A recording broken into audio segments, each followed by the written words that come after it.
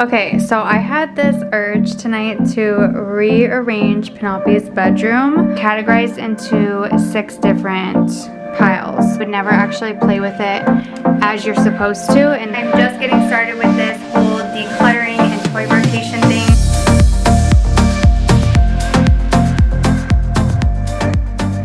Okay, so I had this urge tonight to rearrange Penelope's bedroom. Her bed used to be right in the middle of the room, like facing the doorway. I'm standing at the doorway, and the bed just took up like the whole room. Now she has this whole floor to play. But I have decided I want to try out the toy rotation strategy, and so I need to start going through her toys, and that's what I want to do now. I have bins, and they pretty much have dedicated, the bins are dedicated to specific toys for the most part. Sometimes they get mixed up, but this one's like her blocks, like wooden blocks. We have dinosaurs in here. She loves dinosaurs. Can you hear that? This one's all cars and like motor vehicles, planes, things like that. And then this one is super full of like lots of arts and crafts stuff. I want to show you guys how I am decluttering, what I'm keeping, and then also what I decide to do for her first toy rotation and how I decide to set that up. So let's go ahead and get started.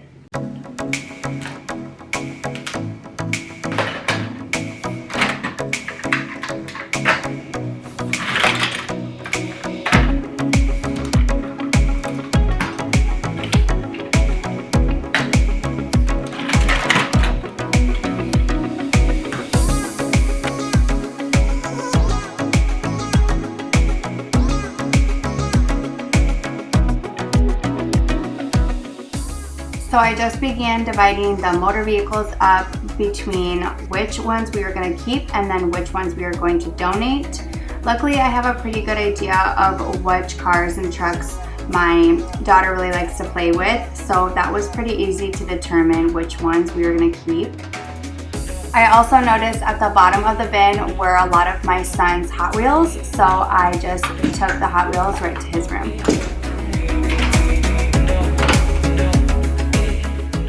I just put back the toys that we are going to keep, and I'm super happy with how much we were able to declutter.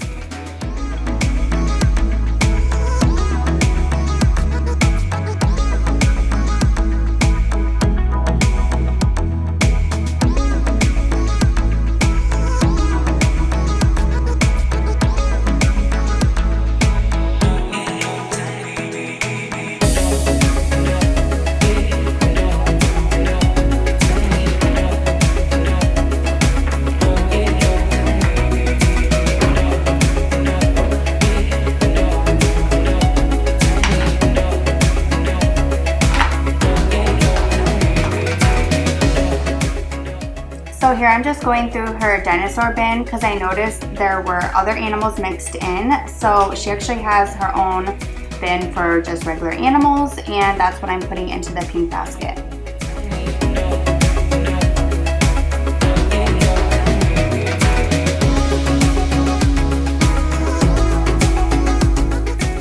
So this is like her arts and crafts / learning bin, and I'm just emptying everything out so I can kind of see what we have and organize things, because we might have like multiple things in that specific category. So I just kind of wanted to see everything out and categorize them.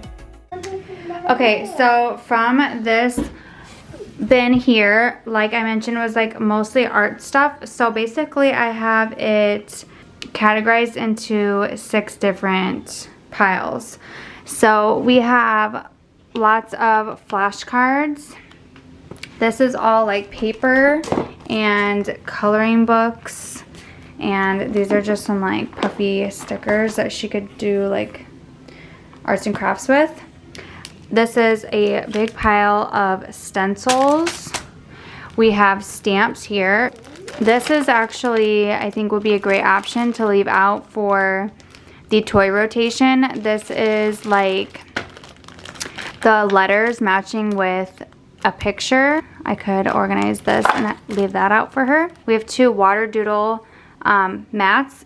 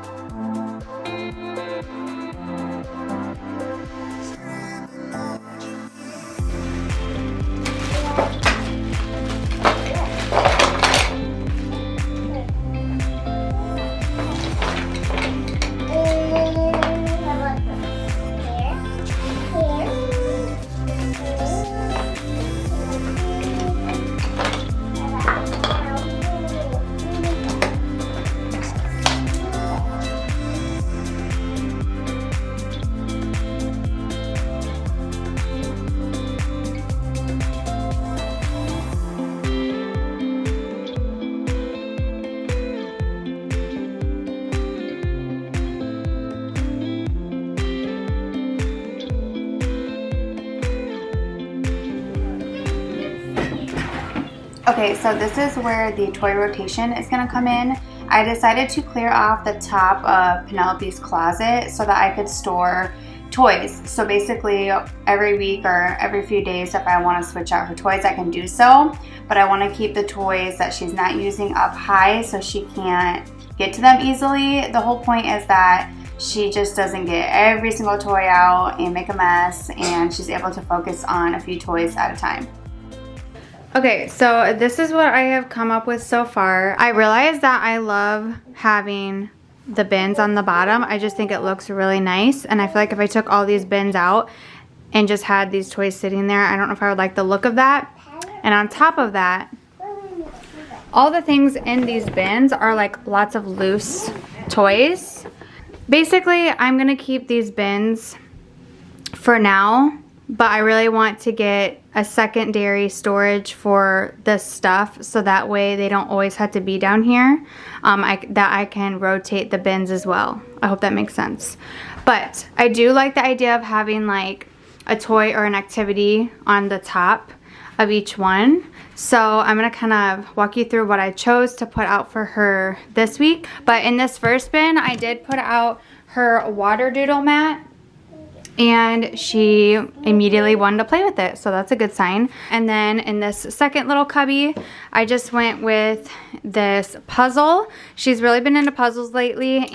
I did realize that we're missing a piece, but other than that, I mean, it's still a picture that she can put together, and hopefully we'll find that piece soon. So for an example, I feel like before the way we were doing it is that we would have different baskets or bins. Like the pink basket has like miscellaneous toys in it, which is where this pizza would go.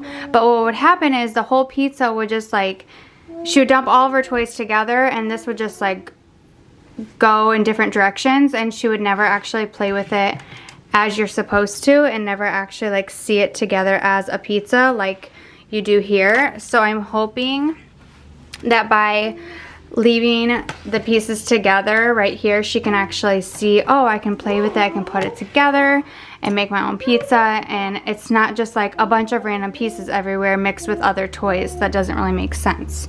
So I'm hoping this will be more effective.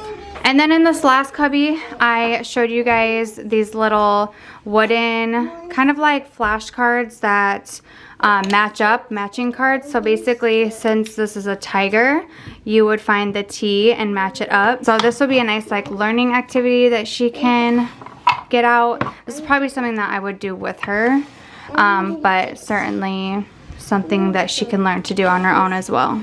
Like I mentioned, guys, I'm just getting started with this whole decluttering and toy rotation thing. So if you guys already do toy rotation in your home, and you have some tips and pointers for me, I would love to know in the comments below. But you guys, thank you so much for watching, and I will see you on my next one.